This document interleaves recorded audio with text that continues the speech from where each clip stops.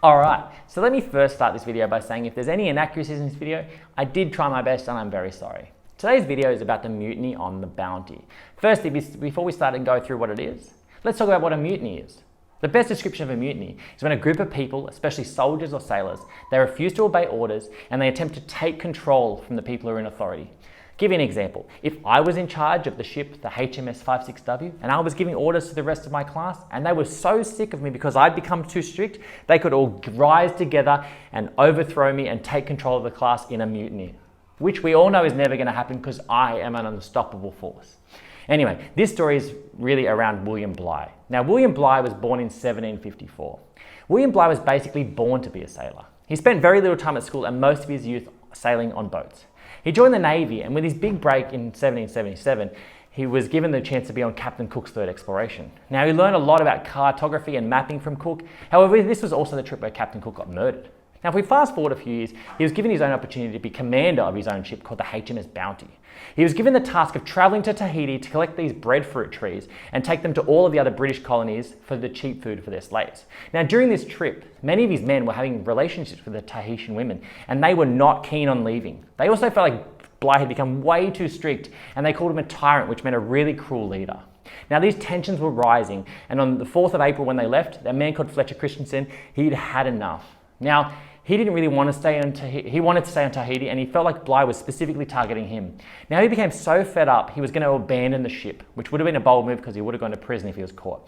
Now, his friends actually convinced him that instead of leaving, he should take control of the ship. And on the 28th of April, Christensen led 25 men, and they took control of the ship from Bligh. Now, some of Bligh's men remained loyal, and 18 of them were put in this 7-metre boat, and they were given a few little tools like a compass and some navigating things, and they were given food for 5 days, food and water for 5 days. Basically handed them a death sentence in the middle of the ocean.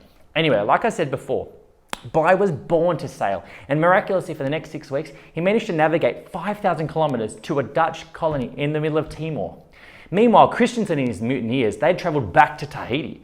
Now, when Bligh's crew arrived in Timor, they were actually able to get a ship from Timor back to England. And when Bligh got back to England, they were met with mixed reactions. Some people thought he was a hero, some people thought he was a villain, and he was actually charged because he lost control of the ship and because he lost his ship. But they ended up dropping the charges. Now, what happened to the mutineers? Now, that's a bit complicated. Some of his crew decided to stay in Tahiti, where they lived for a while, and then eventually they were captured later by the British Navy. Some of the other people, including Christensen, they decided to sail through the South Pacific and settle on their place called Pitcairn Islands.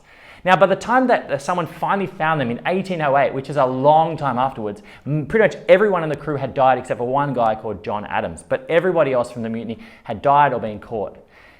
Now, as for Bligh, there's a lot of people saying whether he's a hero or a villain. People say he was a tyrant who had a bad temper, who was unnecessarily harsh and unnecessarily mean, whilst others say he was fair and it was his crew that were undisciplined and he was just trying to get them in order. There is a second chapter about William Bligh because he's quite an interesting person, but I'm going to make another video about that because he does tie in eventually with the story of the start of Australia. Sorry, the colonisation of Australia. Anyway, I hope you found this video useful, and once again, I'm sorry if I made a mistake, and I hope you learned something. Thanks.